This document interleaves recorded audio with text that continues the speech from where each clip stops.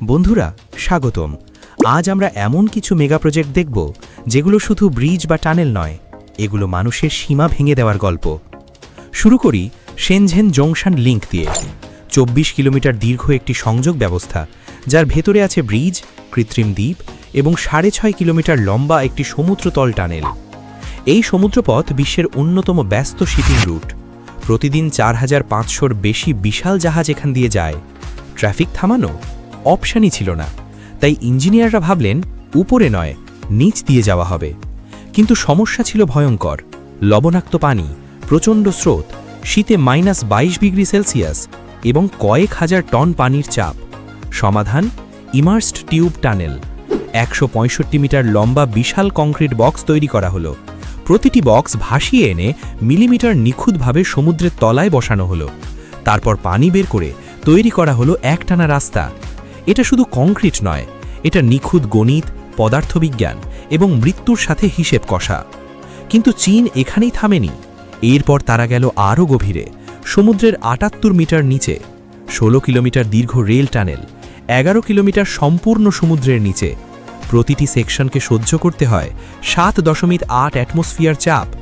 একটা ভুল মানেই কয়েক সেকেন্ডে সব শেষ। এরপর আসি ইয়েলো রিভার টানেলে। নদীর নিচ দিয়ে ৬ লেনের ট্রাফিক।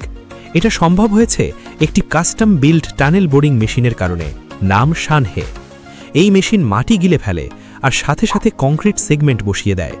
প্রতিদিন ১৬ মিটার করে অগ্রগতি, ২৪/৭ কাজ, থামার কোনো অপশন নেই।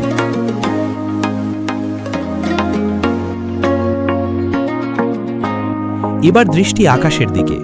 3 গর্জেস শেপলিফট। ৩,০০০ টন ওজনের জাহাজ ১১৩ মিটার উঁচুতে উঠে যায় মাত্র ৪০ মিনিটে। কোনো ইঞ্জিন নয়, শুধু মাধ্যাকর্ষণ, ভাসমান শক্তি আর নিখুঁত ইঞ্জিনিয়ারিং।